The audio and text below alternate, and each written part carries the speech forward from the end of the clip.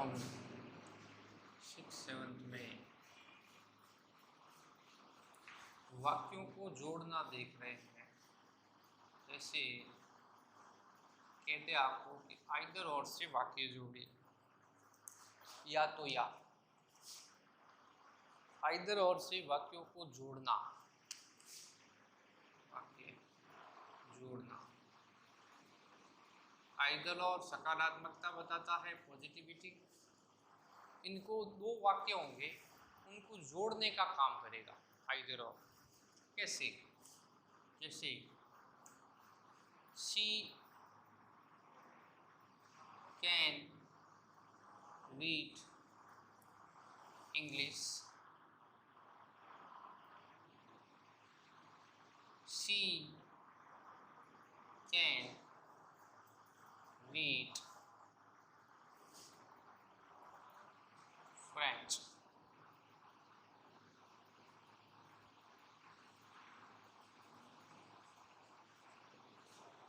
यानी आइदर और का प्रयोग कब करना है वो ध्यान रखना है। जब दो वाक्य हैं, इन दो अलग अलग वाक्यों को कंबाइंड करना है, मतलब जोड़ना है, तो ये दो तरह से होंगे। या तो सब्जेक्ट एक जैसा हो और ऑब्जेक्ट अलग अलग हो, दो तरह से बनेंगे कि सब्जेक्ट समान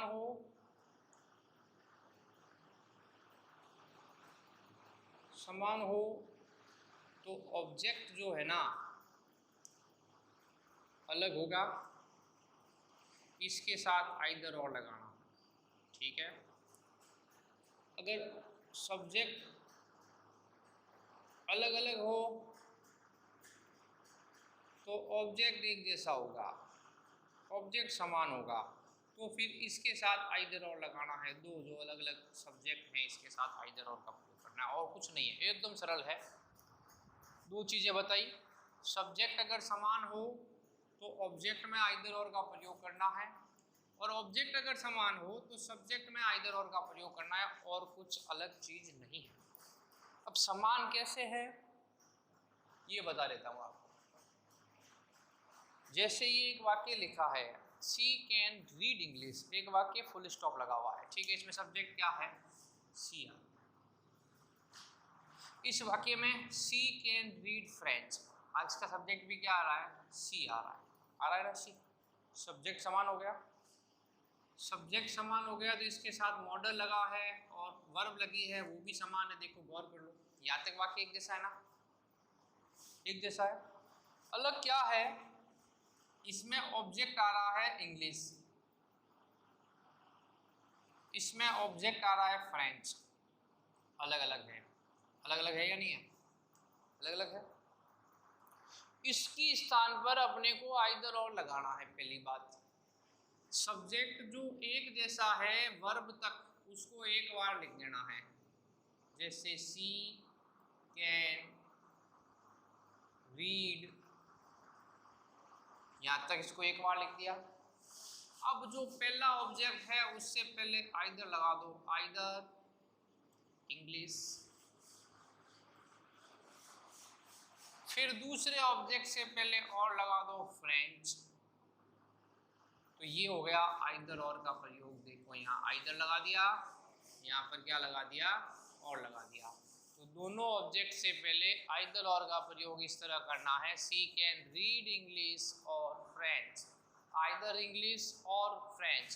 तो जहाँ पर ऑब्जेक्ट अलग अलग होगा, वहाँ सब्जेक्ट समान हो, तो वहाँ पर आइदर और का प्रयोग किस तरह करना है ये हम देख रहे हैं। थोड़ा सा ध्यान रखना है। वाक्य में वाक्य आराम से बना सकते हो। जैसे यू कैन गो बाय बस, दूसरे में लिख दिया you can go by car. ठीक है? सब्जेक्ट एक जैसा है क्या? देखो यू कैन गो एक जैसा है। एक तो आ गया बाय बस ऑब्जेक्ट, एक आ गया बाय कार ऑब्जेक्ट। ऑब्जेक्ट अलग अलग हो गए ना। जब अपने को आइदर और लगाना है तो सब्जेक्ट अगर एक जैसा है तो उसको सबसे पहले लिया हो, यू कैन गो। आराम से उतार लिया ना। एक ऑब्जेक्ट बाय बस है, इससे पहले आइदर लगा दो, आइदर बाय बस, ठीक है। दूसरे से पहले और लगा दो, और बाय कार। तो ये देखो आइदर और का प्रयोग यहाँ हो गया, पहले ऑब्जेक्ट से दूसरे ऑब्जेक्ट से। कठिन नहीं है, बहुत सरल सी चीज है जो आसानी से आप बना सकते हो। जैसे सोहन इज ए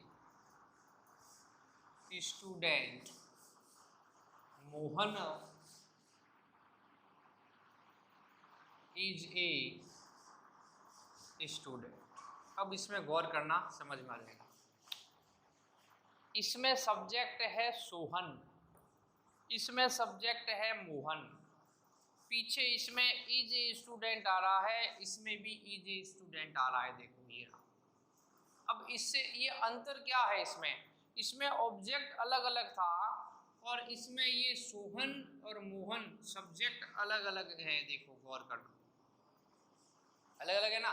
तो जब सब्जेक्ट अलग अलग आएंगे तो सबसे पहले आइदर लिखेंगे, ध्यान रखना है, आइदर पहला नाम आ जाएगा सोहन, ठीक है ना।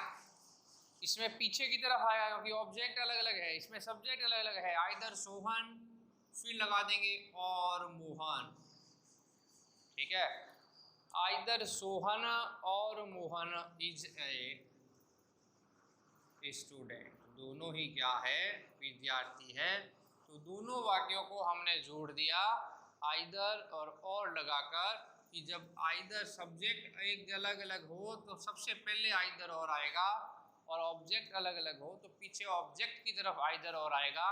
तो आइदर और से वाक्य जोड़ना बहुत सरल है, बस दो चीज़ें ध्यान रखनी है जो आपको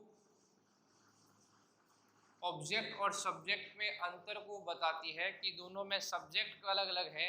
जैसे इसमें सी कैन रीड और सी कैन रीड एक जैसा आ गया तो आइदर और पीछे लग गया इंग्लिश और फ्रेंच में। लेकिन इसमें सोहन और मोहन अलग अलग सब्जेक्ट अलग अलग आ गया तो सबसे पहले आइदर सोहन और मोहन लग गया। इस प्रकार आप आइदर और से वाक्यों को क्या कर सकते हो, बना सकते हो।